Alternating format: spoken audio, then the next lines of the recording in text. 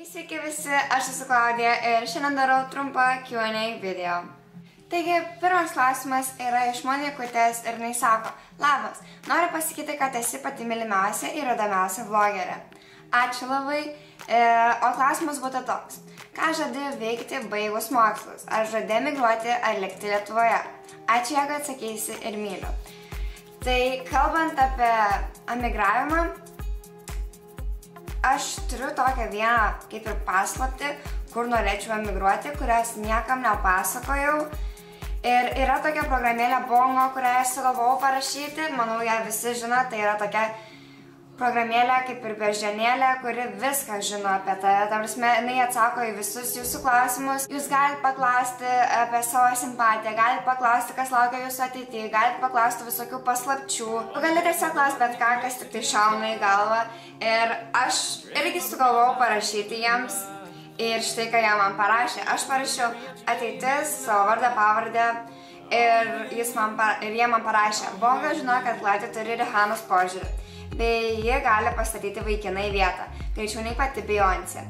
Jos draugė Gabrielė yra įsitikinus, kad Klaudijos talentas šokiams nuves ją į platų pasaulį. Ir po to parašiau Bongo, kas nutiks. Ir jie man parašė: Bonga žino, kad Klaudija daug mokysis ir treniruosis ir galiausiai iškeliaus gyventi į New Yorką, nes ją bus atrinkęs Juilliardo universitetas, kad studijuoti šokius ir vaidybą. Realiai aš labai norėčiau Juilliardą. Aišku, ten galimybė papulti yra belė kokia maža, bet aš apie tai niekam beveik nesu pasakojus. Ir aš nežinau, iš kur jie tai sužinojo. Kadangi aš esu gimus Amerikoje, todėl aš norėčiau visai grįžti į Ameriką ir gyventi arba New York'e, arba Čikagoje. Ir aš neįsivaizduoju, iš kur jie žino, kad aš noriu ten gyventi. Mind blown. Jeigu ir jūs norit paklausti Bongo kažko, rašykit numeriu 1321. Parašykit savo pilną vardę, pilną pavardę, miestą. Jums gali pradėti kažkokią žinutę, tarkim, ateitis, taip kaip aš parašiau. Arba kažką panašaus, tarkim, kokią paslaptį. Ir būtinai parašykit man visi į Messengerį, arba į Snapchatą, arba komentaruose, ką jums atrašė Bongo, ką Bongo apie jūs pasakė, nes man yra tikrai įdomu. Ir aš pasistengsiu visiems atrašyti. Ir tiesiog lauksiu jūsų visų žinučių. Emilija Rimkutė klausė: ar sunku buvo video kūrimo pradžioje? Realiai, man nebuvo sunku. Ar daug heiterių turėjai? Iš pradžių neturėjau, po to atsirado žmonių, kurie mane labai heitino, o dabar irgi nėra labai jų daug.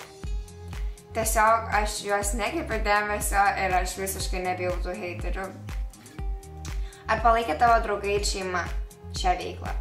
Iš pradžių šeima, kai aš tik susikūriau kanalą, mano šeima sako: gerai, ta prasme, nieko blogo nesakė, kokį vieną mėnesį, kai kūriau video. Po to man pradėjo sakyti, kokie gali dalykai nutikti internete ir panašiai, tu čia maža, čia tau bus tas, gali nutikti tas.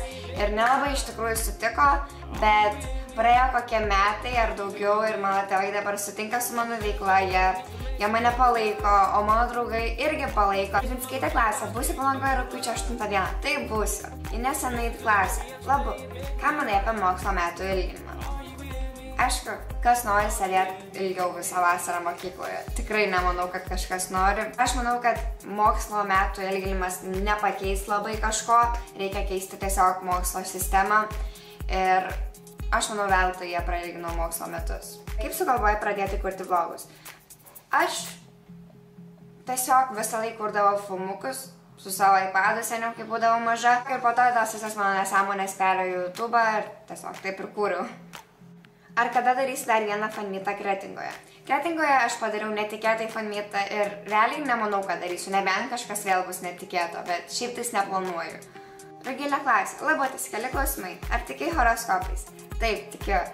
Kokį patį pirmą žodį pasakėjai? Net neatsimenu, gal mama. Ką veiktum, jei pasaulio liktum tik tu ir tavo priešas? Aš su juo susibendraučiau arba sugraučiau jam gyvenimą. Adrija klausė: koks to mėgstamiausias gyvūnas? Turbūt šuo. Bijai varų? Nelabai. Man jie tik tai šlykštus, bet taip, kad nebijočiau. Ta prasme, taip, kad labai jų bijočiau, tai ne. Kaip gyvenimas? Gerai. Na šiaip normaliai. Jo man te klasė, kaip visada daryti su savo sesėm.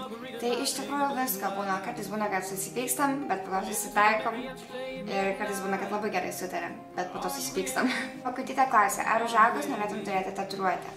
Iš tikrųjų visai norėčiau mažytės kažkur nelabai matomai vietoj. Nežinau. Jie paklausė, kokia mano mėgstamiausia spalva. Aš turiu 2 mėgstamiausias spalvas. Viena yra balta, kita yra baby pink. Laura Saldainiukas klausė, kaip patartum reaguoti į patyčias dėl YouTube video kūrimo. Misinu. Aš irgi pasiilgau ir aš tiesiog patarčiau ignoruoti arba pabendrauti. Aš mėgstu bendrauti su žmonėmis, tai jeigu iš manęs pasišaipo, tai aš tiesiog su jais bendraujam prikolo. Ta prasme, nežinau, nemoku paaiškinti, arba ignoruok, arba bendrauk. Arlanda klasė, ar mėgsti Sugar Bones TV? Aš manau, kad jinai labai faina ir linksma ir labai gera vlogerė. Simelytė klasė, per ką dėtinį video. Dažniausiai naudoju iMovie, nes čia yra tiesiog mano mėgstamiausia programa, man su ją yra gan paprasta redaguoti ir man patinka. Jessica Cute klasė, ką tu darai, kai tau paskambina fanai. Pas mane vis telefone numeriai yra įsitrynę ir aš visąlaik nežinau, kas man skambina, tai man tenka atsiliepti, nes, žodžiu, turėjau labai daug numerių, dabar liko tik keletas, tai aš atsiliepiu, nes gal man skambina mano draugė, kurios numerio aš nebeturiu, tai jo, tai tenka atsiliepti. Bet jeigu, tarkim, mane labai pradeda nervuoti, tai aš po to užblokuoju numerį, nes yra tokių žmonių, kurie man skambinėja 3 nakties, kurie man skambina 7 ryto ir tiesiog be sustojimo, kad ir ką, tarpsme sėdžiu taip iš lempos paskambina ir tarpsme numetu ragelį, parašau, kad negaliu kalbėti, man vis tiek skambinėja. Tai va, tokius numeris aš dažniausiai blokuoju, nes jie labai įkyrūs. Godutė klausia, jei mažam vaikui galėtum duoti tik vieną patarimą visam likusiam gyvenimui, koks jis būtų, tai aš sakyčiau, būk savimi ir būk drąsu. Kuo tu norėtum būti? Nervingu genijum ar laimingu durneliu? Aš norėčiau būti iš tikrųjų laiminga. Man patinka būti laimingai. Ką tu pasirinktum? Prarasti visus savo turėtus atsiminimus ar niekada neturėti naujų? O Dieve, koks šitas suktas. Oh my gosh, aš net nežinau, ką atsakyti. Rimtai, neįsivaizduoju. Ar sutiktum atiduoti 10 savo gyvenimo metų mainais į pasaulinę šlovę ir populiarumą? Ne. Man nereikia šlovės, man nereikia pinigų, man tokių dalykų nereikia. Leva klausia, su kuo editini savo Instagramo nuotraukas? Editinu su VSCO, tokia programėlė. Labai gera. Evutė klausia, koks tavo zodiako ženklas? Mano zodiako ženklas yra svarstyklės. Ir paskutinis klausimas, ar turi vaikiną?